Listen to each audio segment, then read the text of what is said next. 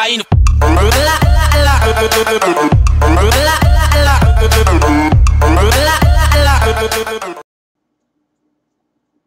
What's up, ladies and gentlemen? This is Bill Mack here, once again with your weekly TNA wrap-up show. This is for May Mayhem, as they call it, tonight's special TNA show. And this is for 5/24/16. Show just got over with. Very good show.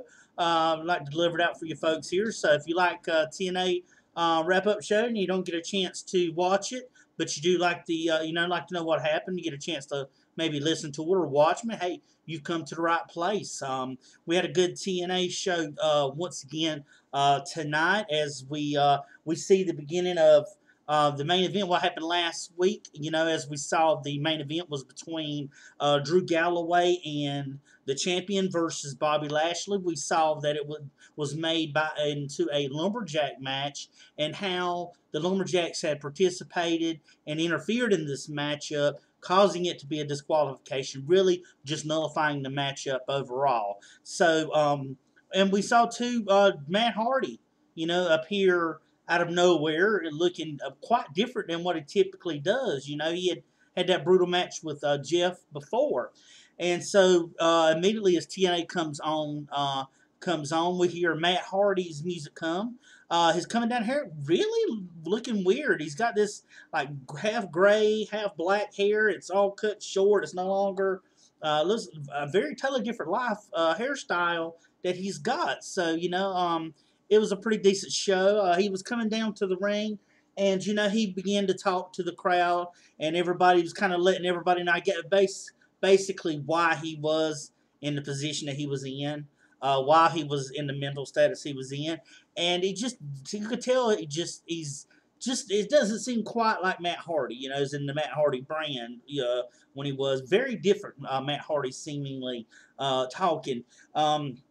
He said that over the past few weeks he has gotten a lot stronger and a lot wiser, and he brought up tonight's matchup that he's going to have, and he brought up EC3. You see, EC3 has been on this road to redemption for the last few weeks because he wants a rematch with the Miracle Mike Bennett, but he's having gone these matchups against guys from his past that used to be with him, such as Rockstar Spud, as he defeated him, and a six-side steel he defeated Tyrus, as we saw last week in a last man standing match. And so this week, Matt Hardy seems to be this guy finally in the way that he has to defeat in order to move on and get his rematch against the Miracle Mike Bennett at Slammiversary. So Matt comes out to the ring, and he has this, looks like paper or a clipboard, but indeed it was a contract.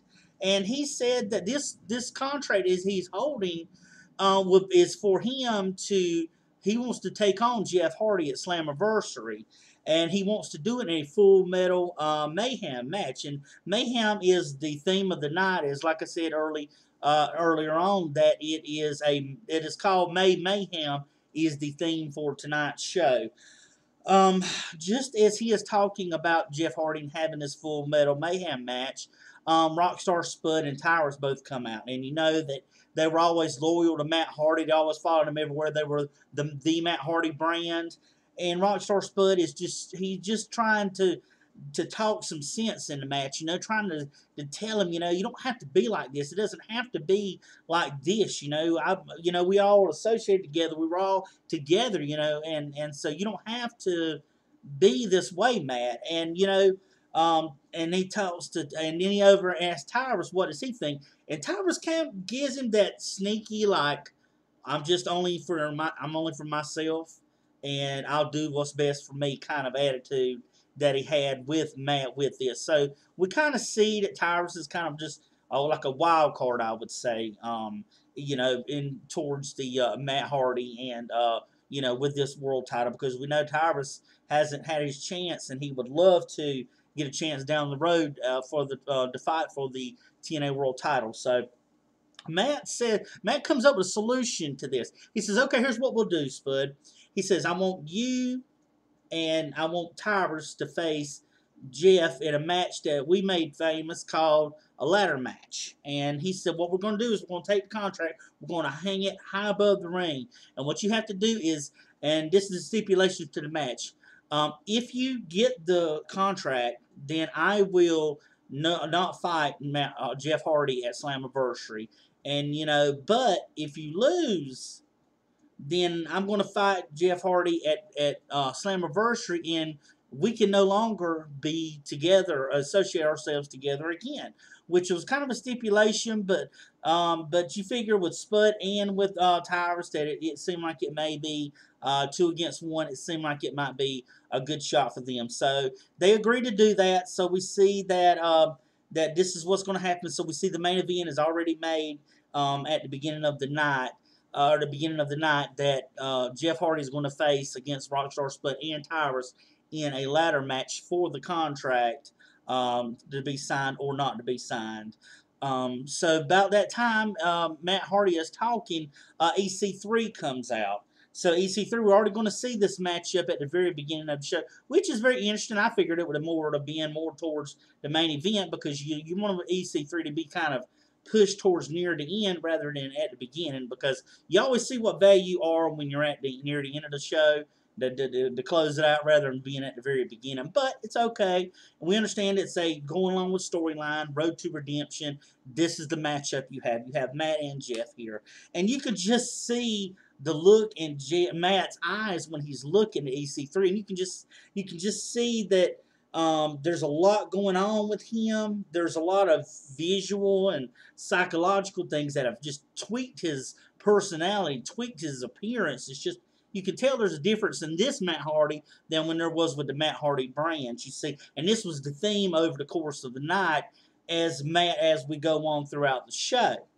Okay, so what we see here is Matt Hardy starts off the bat being very aggressive towards EC3, and EC3 basically he basically puts up offense. It's a good offensive back and forth, like I said, with EC3 and Matt Hardy. Matt seems very diabolical now, a lot darker. As the match goes on, you hear the announcers and they're talking, giving the storyline about it, the stakes of what EC3 is going to happen if he wins, and what the stipulations for that is. But as we see the two guys fighting, EC3 and Matt Hardy, all of a sudden, out of nowhere, we see Mike Bennett. He's at the top of the ramp, and he's kind of looking down on the match and looking in at EC3, which he has been doing that the last the last two matchups that EC3 has had. So he's kind of scouting and watching, just taking in what EC3 and how EC3 is handling everything.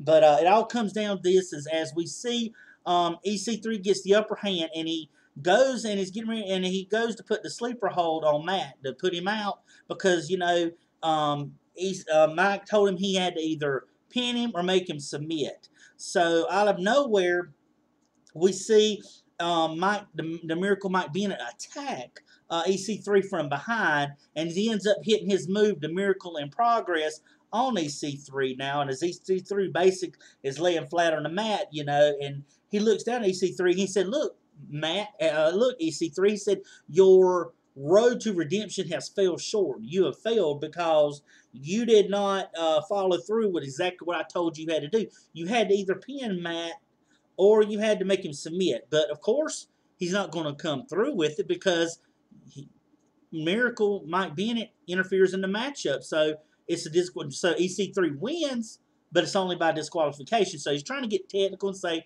well, technically you didn't do it like you were supposed to. You didn't get to win like you were supposed to. So guess what, EC3? Our rematch, the rematch you wanted to have at Slammiversary, is not going to happen. And this kind of, and he told him that, he wasn't going to get this rematch at Slammiversary. So kind of a big letdown as we see in this point. But yet again, it's a technicality. And what happened, it had to be him because you think maybe Mike Bennett is a little threatened by EC3 as we seen him being able to handle Matt and Rockstar Spud and Tyrus. All three of those guys he's tried to put in his way to block him from getting that. So We see that, and we see end up seeing in the back they cut to before they go to commercial. We see Maria and her assistant her sister apprentice Allie coming along. So we see apparently that Maria's going to make some sort of announcement or something as we come back. So we come from a commercial, we cut back, and Mike Bennett's cutting a promo on EC3 about how he had all of his hopes and his dreams and his demons together. That's how come he was pushing him, putting him in for before EC3. He was trying to mount this insurmountable object that he was hoping that EC3 couldn't overcome and put that in his way. But we see that he says that he ends up trying to use that to crush EC3, which we all have seen how that turned out. But he said that, he said, well, EC3, when you're going to wake up tomorrow, you're going to realize that you're never, ever going to face the Miracle Mike Bennett ever again. So we see Mike is tried to use tactics and things to try to get inside EC3's head, trying to make him a point to let him know he wasn't going to be able to face him anymore. So we come back, and we see to the ring, and we see Allie is in the middle of the ring, and she basically, introduces herself, and then she introduces Maria, to the ring, and Maria apparently has deemed herself the first lady of TNA and knockouts, and she's the leader of the knockout division, and she's been kind of calling the shots here, lately for the last few weeks, and which one of those sad to say was the end of Velvet Sky's TNA career last week, as her enforcer Sienna was involved in a matchup with Velvet Sky, and Velvet Sky was fired, and she did go home, and she is no longer a part of TNA. So Maria, says that she has checked social media. She tries to keep up on what's going on, and she knows the fans and stuff, and social media really loved Velvet, and the fans all around start cheering for her, and we want Velvet, and all this, and she's like, she chant all you want, Velvet. She said Velvet's fired, and she's no longer here. So then, the fans are all upset at that, and Maria said, look, she said it's like this. She says it's all about building the future of the women's knockout division.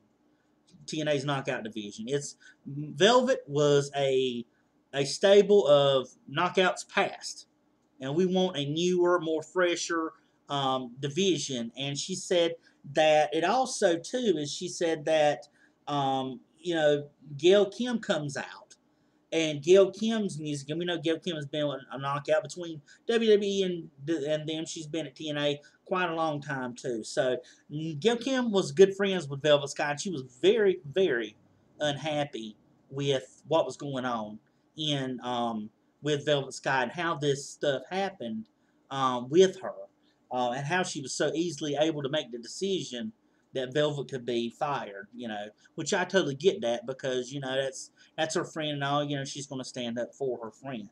But we see that Gail and Maria are kind of going backwards and forwards, with each other. And she's like, "Look," she said, you're just upset because of what I did to Velvet." She said, "You know what? If you keep on, Gail," she says, "I'm going to make sure that you end up in the same predicament. And you know what? How about tonight? You have a matchup."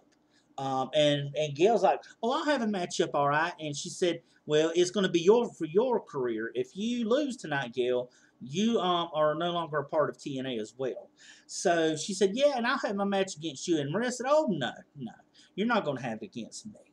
And she, as we see, out of nowhere, Sienna yet again makes her appearance out of nowhere and attacks Gail from behind.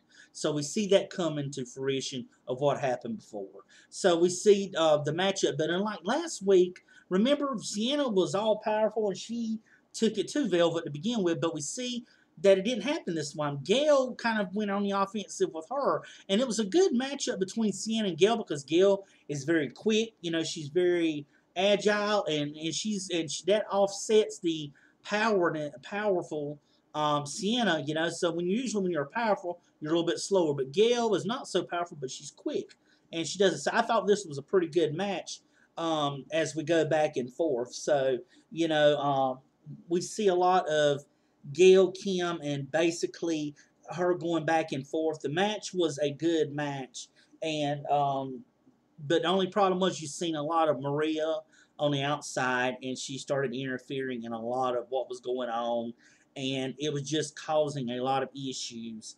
You know, and it's just amazing to me how this happens. But we see what's going to happen.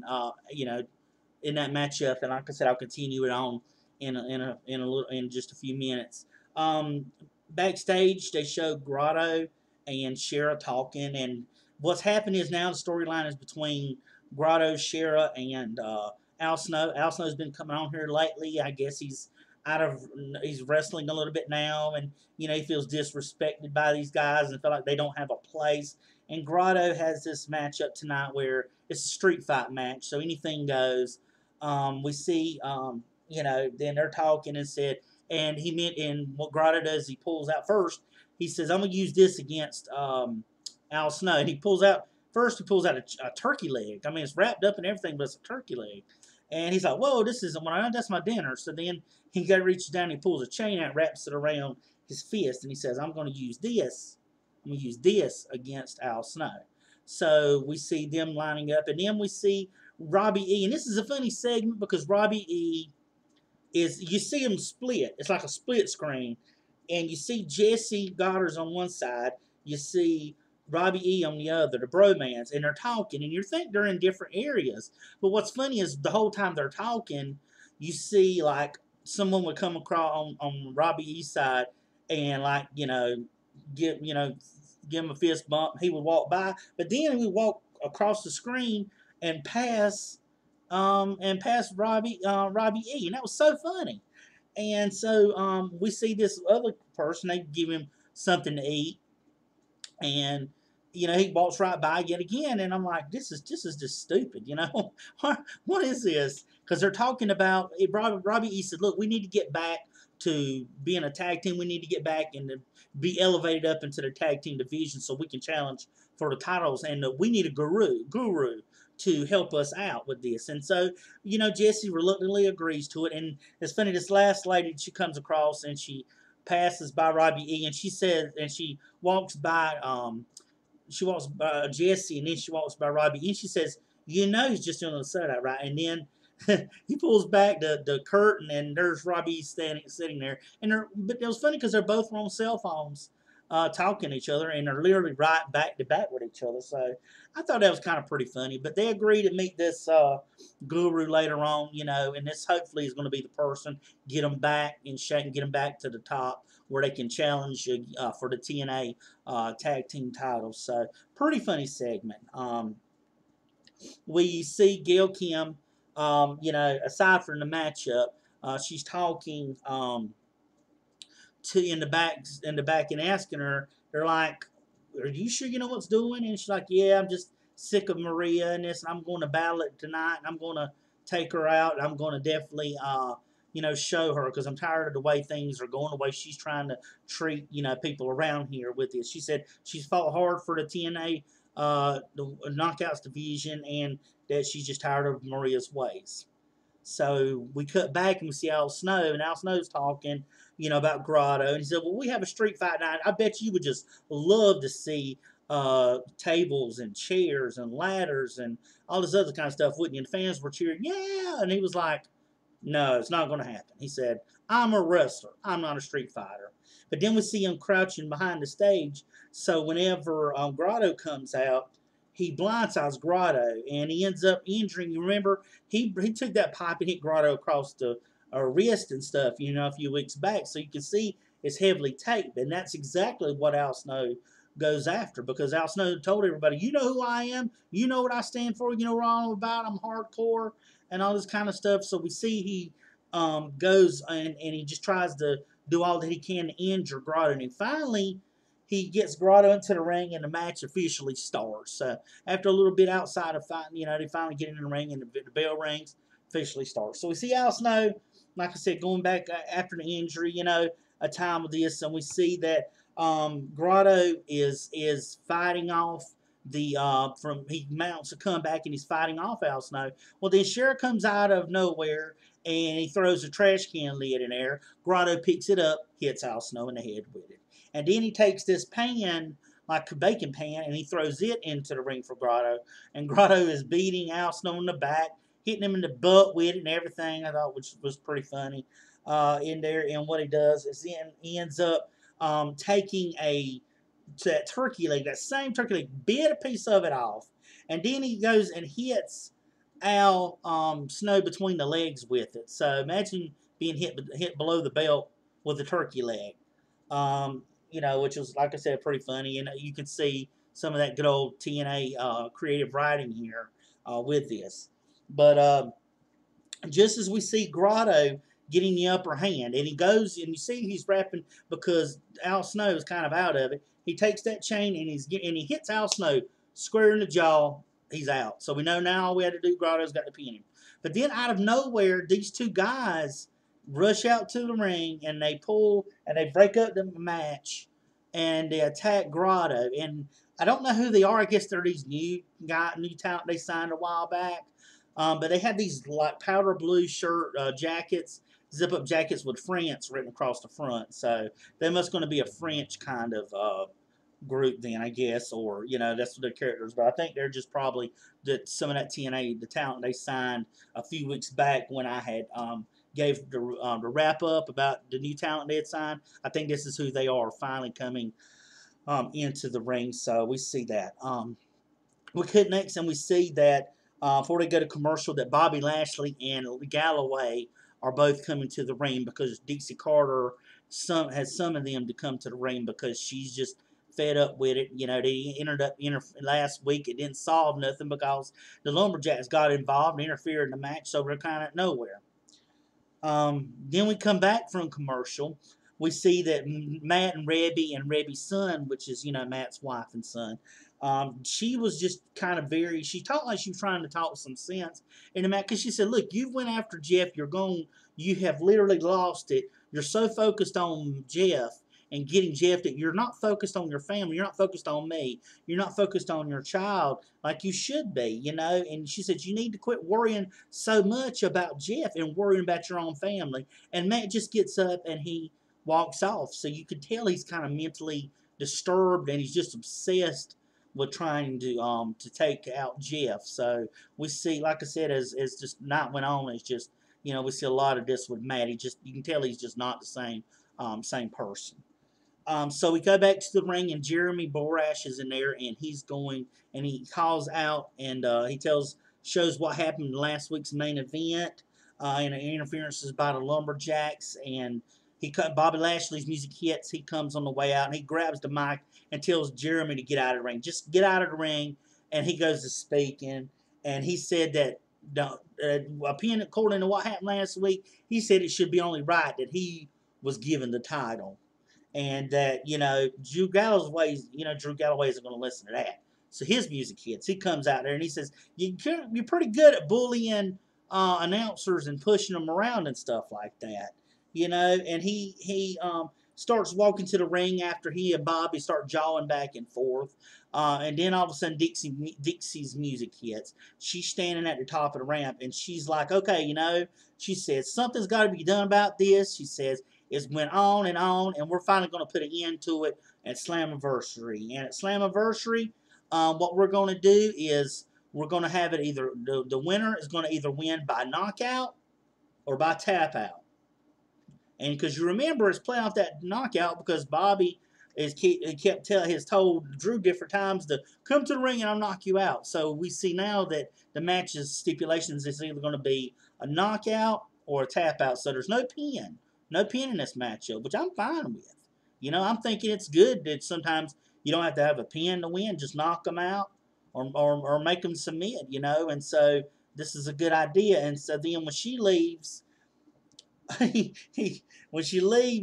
Galloway starts walking back up the ramp to go to the back. And Bobby says, that's right. Walk away like a little, you know what. And he says that He gets all upset, and Galloway goes, takes his shirt off, he runs back to the ring, and he starts wailing on Lashley. And then finally, security comes out there and pulls them apart. But when he does that, it opens up Lashley. Lashley goes and spears Galloway, and he starts pounding on Galloway. So they're going back and forth, and then the TNA security tries to go in there and they spear the TNA security. They go out there and Bobby Lashley spears the referee. So really, there's nobody really there and to stop Bobby, and so Bobby ends up posing over Galloway while he's there because Galloway gets choked out by Bobby. Bobby takes this tight rope, it looks like, or something, black rope, and just chokes the life out of Galloway where Galloway's laying there, and Bobby stands over him like a victorious person would in this situation. So pretty good, pretty good matchup. Back and forth with this. It's a good build up to the feud.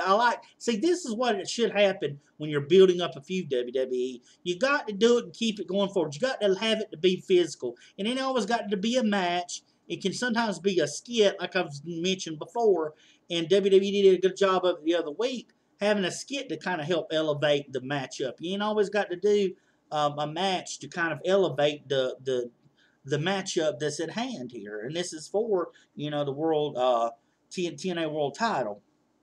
So we come back and show the Ultimate X structure, which is the X above the top, and they've got the X Division title. So the good thing is we're treated to a good X Division match, and I haven't really seen one with in a while that does Ultimate X. I love Ultimate X, and when they have those matchups, because they'll have the title at the top and you have the cross ropes and you have to climb the rope and pull the title down, and whoever pulls the title down comes down with it is the X Division champion. So we had a bunch of good competitors in this. We had Eddie Edwards from the Wolves. You had DJZ, which we saw some of him last week. Very good X Division guy. We see both Trevor Lee and Andrew Everett of Helms Dynasty, both of those in this matchup. So it's like a fatal four-way, sort of, but for the X Division. And there is some good high spots in this.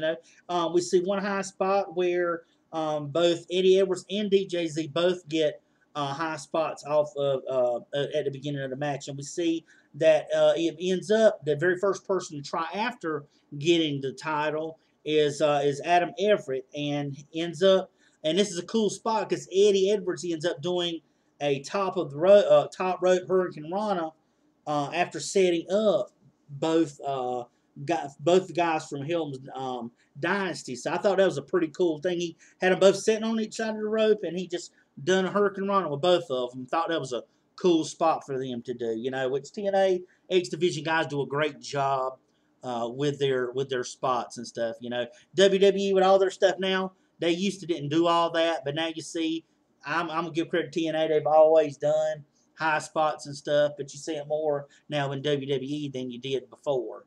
And I think it's pretty much in part because of TNA. But then we see Eddie tries to get the title now, but he gets stopped by Lee. So we see a lot of Lee in this matchup. And then, Lee tries to go for the title, and Lee stops him. He's like, wait a minute. He pulls him down because he's not that far from him, but Lee pulls him down. And he's like, don't forget this. And he was pointing to himself. And then so we see Lee is holding on to the rope, and we see Everett hoisting him up and trying to walk him literally across while he's on his shoulders to get the title off. But then we see that happen, and we see DJZ come in, and he ends up doing a top rope DDT on Trevor Lee, which was pretty good because I like DJZ. I'm beginning, the more I watch him, seeing how athletic he is, he's a pretty good contender to, in the X Division. So, he tries to get his turn at it,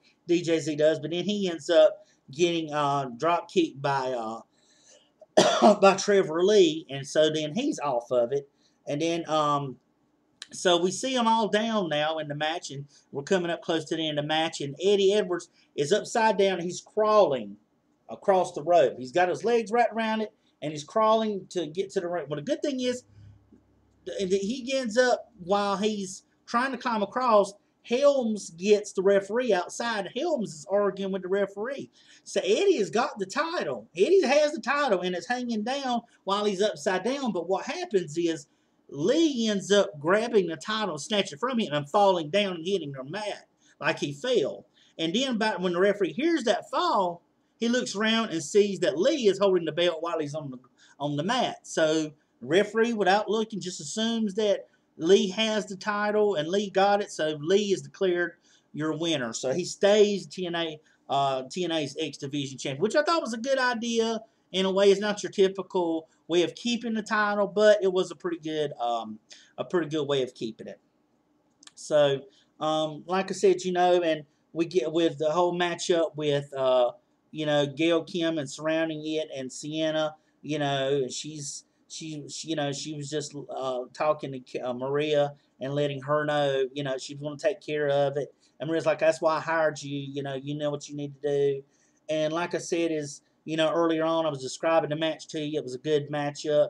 But we get, now we get to the matchup, and Gail's is a good matchup back and forth. So what happens is Maria's on the outside, and she's assisting, whenever Gail gets thrown outside. Gail Kim, when Sienna gets in, Gail Kim gets a reversal on Sienna and a roll-up pin. I mean, that's typical what's going to happen. Only happened once tonight, but it was still a roll-up pin. And so Maria just loses it. She loses her mind. Gail wins it. Sienna loses. Gail's still part of TNA.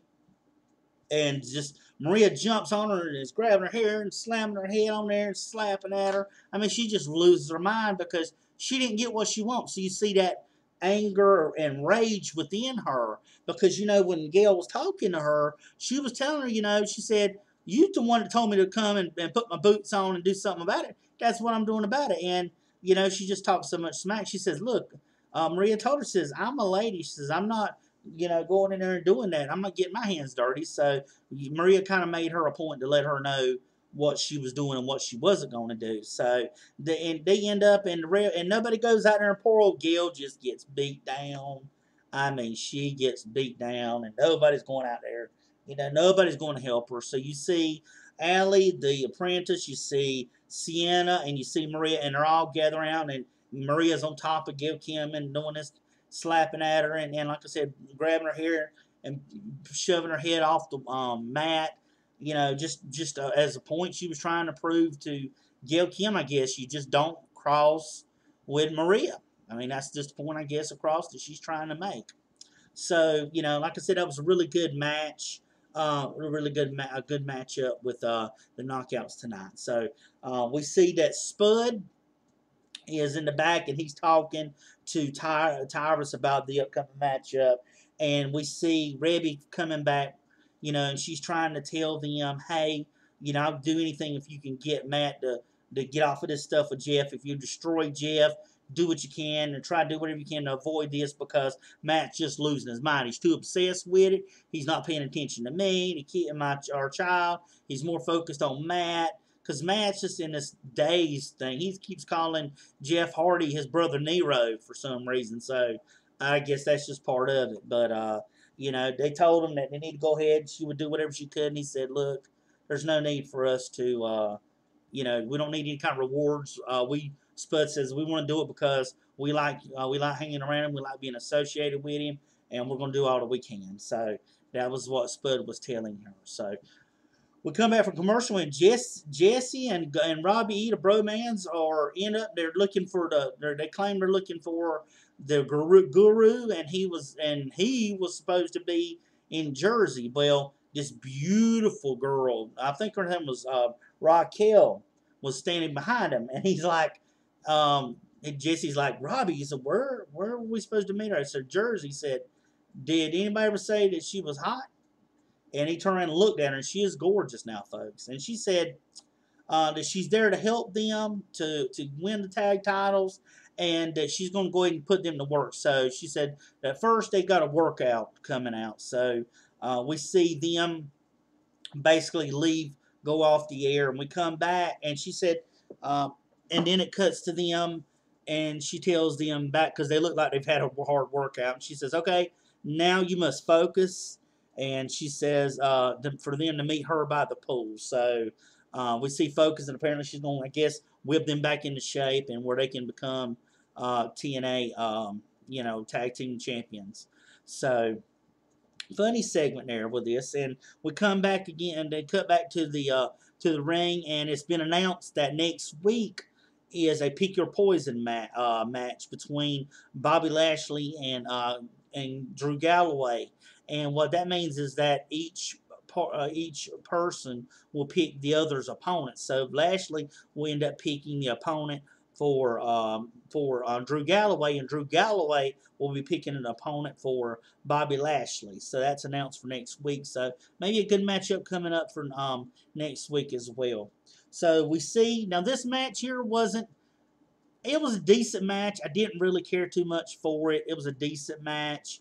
The matchup was with we see with Jeff Hardy, basically against for with the with the for the contract, and he has to. If he gets the contract, he wins it. If he doesn't get it, then it's basically it's all left to Spud and them. They get it, then Spud ends up basically Matt's not going to fight Jeff, and they're basically going to have to they can be friends again, but stipulation is that if Rockstar Spud loses, then they're not going to be able to associate with Matt anymore. So I guess he's trying to break away from that stable, and just basically doing what they can do, and basically being on his own, which he doesn't need to really have anybody in his corner. But being the heel, that's basically what a lot of them does. So we see that coming up next up. So as we see Spud and Spud come out, and Spud is very and Tyrus is right behind him, and they're walking to the ring. And then next out we see Jeff as he comes to the ring, and they go to commercial. And as they cut back from commercial, we see that Jeff is trying to fight off, but with a numbers game, we have a 2-on-1. It's usually fall in the favor of the ones that have two. But Jeff is trying to isolate, separate the two, basically that he can work on, take Tyrus out, and then try to work on Spud, or he would try to take Spud and work on Tyrus to try to balance it out where he can kind of manage, because you just can't handle two people at the same time. You have to try to work with one-on-one. So it was a decent match. When Jeff was fighting against Rockstar Spud, they were able to do a few high spots, and when you had Tyrus fighting against him, that was when the power issued, and it kind of kept Jeff off balance. But Jeff is a fighter. Jeff will come through. Jeff will overcome, what obstacles coming his way, no matter what basically happens. That's what's going to happen, is that you have the speed, you have the high spots, you have the power kind of balancing itself in this force, and that's usually what you get when you get someone that can really be high flying, quick, paired with somebody that's maybe slow but powerful. It kind of gives a good combination here. But it's the funny part of the match is when Tyrus tries to climb to the ladder, and the ladder's a metal ladder. But then when he goes to step on the first step, it breaks through, and he's like, "What?" It breaks through. It does, and everybody's looking around, everybody's laughing. I think they start chanting, "You're too fat" or something. But there's no way he's going to be able to climb the ladder to get that contract, because he's done broke the step already, just stepping on the first one. So, we see the match come down to it. Jeff and Rockstar Spud are battling at the top of the ladder, right below the contract, and they're battling over, and they're seeing whichever one, because usually when they're this close, that means whichever one knocks the other off, they're going to end up going to get it. So sure enough, Jeff ends up doing a twist of fate off the ladder on Rockstar Spud. Spud is laid out, enabling Jeff to go up to grab the contract, and hence he now will face Matt Hardy at Slammiversary. So then we see Jeff in the corner. He takes the pin and he signs his name on the contract. And the referee raises his hand for the win. And we see Matt at the top of the ramp, and he just doesn't look too happy, you know. And then we just see the Hardys basically looking at each other and kind of staring each other down. So that was all the paper. That was all the wrap up TNA on Impact Wrestling on POPtv. Um, like I said, the show was pretty good, decent overall. I didn't like the main event too much. Felt like could have been a little bit more to it, but it is what it is and whatnot. But I'm just looking forward to what's going to happen next week and whatnot. Though looking forward to the EC3 matchup pretty much. I'm starting to like EC3 quite a bit though. But yeah, that was all for your TNA Impact wrap up show. Once again for May 24th, 2012.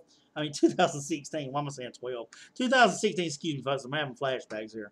But 2016, if you like the video, just click like on it. Share it with other people that like TNA, that are TNA fans, that like hearing it. I give opinions.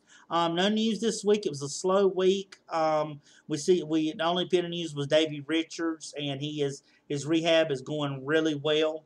So that's good to know that he's slowly getting back on the course that he needs to get on, and that's good to know that he's able to make it back. So they're hoping that he gets back soon, and we're looking forward to it. So I just hope everyone takes care, and like I said, like it, subscribe it. Other people subscribe to it. There's no other place around that you can get TNA results show, wrap up show, than right here at Bill Mack. So take care, everyone. Until next week, take it easy. And this is Bill Mack with TNA Wrap Up Show, and I am out.